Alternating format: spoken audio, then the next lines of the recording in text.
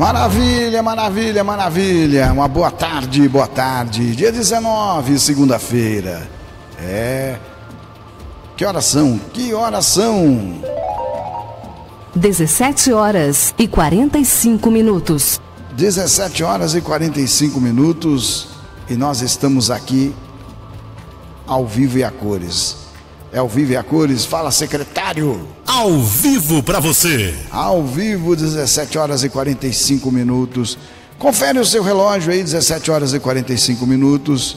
Estamos realmente ao vivo para o mundo, né? Eu creio que tem mais pessoas também lendo as escrituras ao vivo para o mundo, né? Eu me sinto, o que eu posso dizer? É uma honra, né? Poder ler as escrituras, o livro dos livros, né? A palavra viva do Senhor. Isso é a graça de Deus, é o poder de Deus, de poder fazer uma leitura ao vivo, sem edição, motivar você a ler as escrituras todos os dias, não importa qual religião você segue. Começa a ler a Bíblia, a palavra de Deus. Talvez você não sou de religião nenhuma. Não, a Bíblia não é propriedade de nenhuma religião, é de Deus a palavra, amém? Então nós vemos nessa fé que essa programação é para você, né? Quando eu olho para você eu não consigo ver uma religião. Eu olho em você, eu vejo a mão do Criador que fez os céus e a terra. O mesmo Deus que me criou, criou você. Então prova e vede que a palavra de Deus é o poder da paz que excede todo entendimento dentro dos nossos corações. Vamos lá, capítulo 14. Sucedeu, pois, que um dia disse Jonatas, filho de Saul, ao moço que lhe levava as armas: vem, passemos a guarnição dos filisteus, que está lá daquele lado. Porém não o fez saber a seu pai. Estava Saul à extremidade de Gibeá, debaixo da romeira que havia em Migron, e o povo estava com ele, era uns 600 homens. E Aias, filho de Aitube, irmão de Icabode, o filho de Finéias, filho de Eli, sacerdote do Senhor em Siló, trazia o éfode. Porém o povo não sabia que Jonatas tinha ido. E entre os desfiladeiros pelos quais Jonatas procurava passar a guarnição dos filisteus, deste lado havia uma penha aguda, e do outro lado uma penha aguda, e era o nome de uma Bozes, e o nome da outra Sené. Uma penha para o norte estava defronte de Miqumas, e a outra para o sul defronte de Gibeá. Disse, pois, Jonatas ao moço que lhe levava as armas: vem, passemos a guarnição destes incircuncisos, porventura operará o Senhor por nós? Porque para com o Senhor nenhum impedimento há de livrar com muitos ou com poucos. Então seu pajem de armas lhe disse: faze tudo o que tens no coração, segue, e eis-me aqui contigo conforme que quiseres. Disse, pois, Jonatas: eis que passaremos aqueles homens e nos revelaremos a eles. Se nos disserem assim: parai até que cheguemos a vós, então ficaremos no nosso lugar e não subiremos a eles. Porém se disserem: subi a nós, então subiremos, pois o Senhor os tem entregado nas nossas mãos, e isso nos será por sinal. Revelando-se eles à guarnição dos filisteus, disseram os filisteus: eis que já os hebreus saíram das cavernas em que se tinham escondido. E os homens da guarnição responderam a Jonatas e ao seu pajem de armas, e disseram: subi a nós, e nós vos ensinaremos uma lição. E disse Jonatas ao seu pajem de armas: sobe atrás de mim, porque o Senhor os tem entregado na mão de Israel. Então subiu Jonatas com os pés e com as mãos, e o seu pajem de armas atrás dele. E os filisteus caíam diante de Jonatas, e o seu pajem de armas os matava atrás dele. E sucedeu esta primeira derrota, em que Jonatas e o seu pajem de armas feriram os 20 homens em cerca de meia geira de terra que uma junta de bois podia lavrar. E houve tremor no arraial, no campo e todo o povo. Também na mesma guarnição, os saqueadores tremeram, até a terra se estremeceu, porquanto era tremor de Deus. Olharam, pois, as sentinelas de Saul em Gibeá de Benjamim, e eis que a multidão se dissolvia e fugia para cá e para lá. Disse então Saul ao povo que estava com ele: ora, contai, e vede quem é que saiu dentre nós. E contaram, e eis que nem Jonatas, nem o seu pajem de armas estavam ali. Então Saul disse a Aias: traze aqui a arca de Deus, porque naquele dia estava a arca de Deus com os filhos de Israel. E sucedeu que, estando Saul ainda falando com o sacerdote, o alvoroço que havia no arraial dos filisteus ia crescendo muito e se multiplicava. Pelo que disse Saul ao sacerdote: retira a tua mão.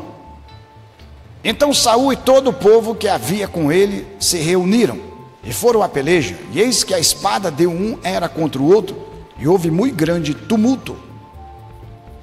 Também com os filisteus havia hebreus, como dantes, que subiram com eles ao arraial em redor.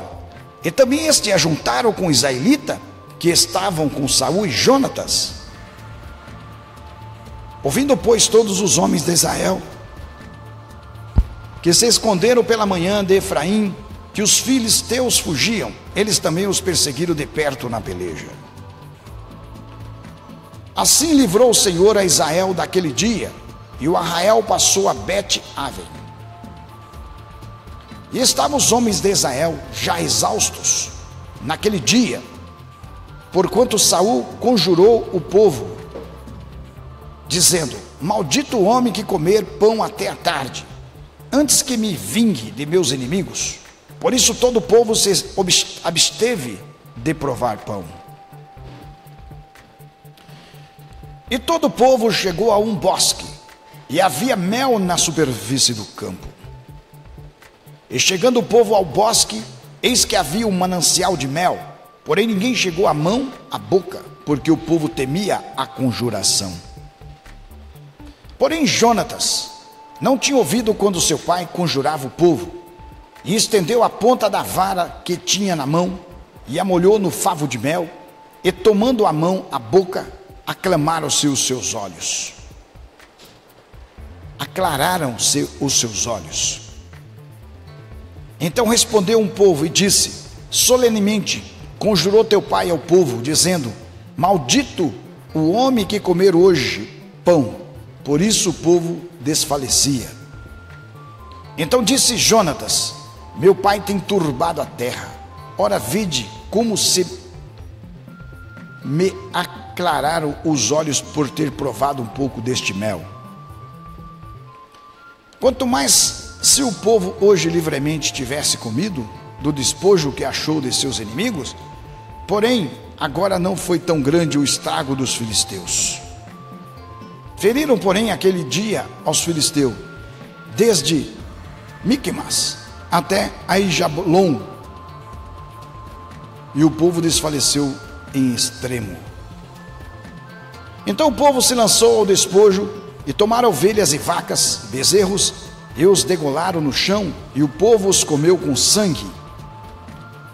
E anunciaram a Saul, dizendo: eis que o povo peca contra o Senhor, comendo com sangue. E disse: alevosamente procedestes, trazei-me aqui já uma grande pedra. Disse mais Saul: dispersai-vos dentre o povo, dizei-lhes: trazei-me cada um o seu boi, e cada um a sua ovelha, e degolai-os aqui e comei, e não pequeis contra o Senhor, comendo com sangue. Então todo o povo trouxe de noite, cada um pela sua mão, o seu boi, e os degolaram ali. Então edificou Saul um altar ao Senhor, e este foi o primeiro altar que edificou ao Senhor. Depois disse Saul: desçamos de noite atrás dos filisteus, e despojemo-nos até que amanheça o dia. e não deixemos deles um só homem. E disseram: tudo o que parecer bem aos teus olhos fazem. Disse, porém, o sacerdote: cheguemo-nos aqui a Deus. Então consultou Saul a Deus, dizendo: descerei atrás dos filisteus, entrega-los nas mãos de Israel. Porém aquele dia não lhe respondeu. Então disse Saul: chegai-vos para cá todos os chefes do povo, e informai-vos e vede em que se cometeu hoje este pecado. Porque vive o Senhor que salva Israel, que ainda que seja em meu filho Jonatas, certamente morrerá. E nenhum de todo o povo lhe respondeu. Disse mais a todo Israel: vós estareis de um lado, e eu, meu filho Jonatas, estaremos do outro lado. Então disse o povo a Saul: faze-o parecer bem aos teus olhos. Falou, pois, Saul ao Senhor, Deus de Israel: mostra o inocente. Então Jonatas e Saul foram tomados por sorte, e o povo saiu livre. Então disse Saul: lançai a sorte entre mim e Jonatas, meu filho. E foi tomado Jonatas. Disse então Saul a Jonatas: declara-me o que tens feito. E Jonatas lhe declarou e disse: tão somente provei um pouco de mel com a ponta da vara que tinha na mão. Eis que devo morrer? Então disse Saul: assim me faça Deus e outro tanto, que com certeza morrerás, Jonatas. Porém o povo disse a Saul: morrerá Jonatas, que efetuou tão grande salvação em Israel? Nunca tal suceda, vive o Senhor, que não lhe há de cair no chão um só cabelo de sua cabeça, pois com Deus fez isso hoje. Assim o povo livrou a Jonatas para que não morresse. E Saul deixou de seguir os filisteus, e os filisteus se foram ao seu lugar. Então tomou Saul o reino sobre Israel, e pelejou contra todos os seus inimigos em redor, contra Moabe, e contra os filhos de Amon, e contra Edom, e contra os reis de Zobá, e contra os filisteus, e para onde quer que se tornava, executava castigo. Houve-se valorosamente, e feriu os amalequitas, e liberou a Israel da mão dos que os saqueavam. E os filhos de Saul eram Jonatas, e Isvi, e Malquissua, e os nomes de suas duas filhas eram estes: o da mais velha, Merabi, e o da mais nova, Mical.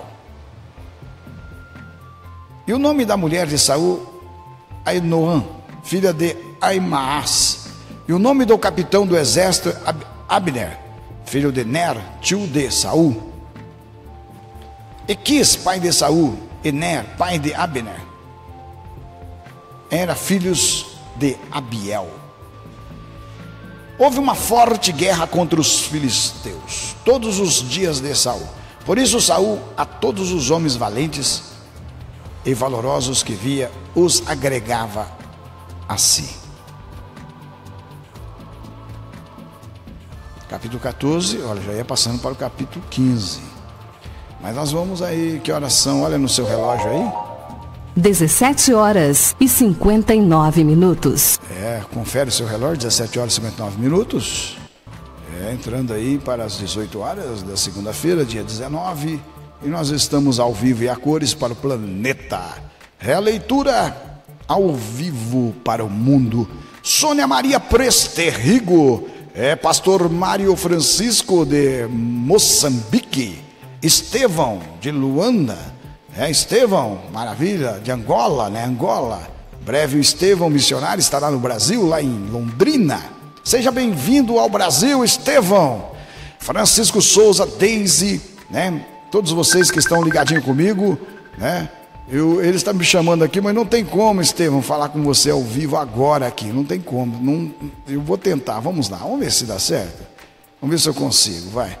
Maravilha, mesmo que nós estamos fazendo uma programação, onde estamos apenas fazendo a leitura da palavra, mas vai cair a ligação, não tem como. Estevão, depois a gente se fala, ao vivo aqui, maravilha? Tá me ouvindo aí, Estevão? Conseguiu? Não consegue, né? Não tem como.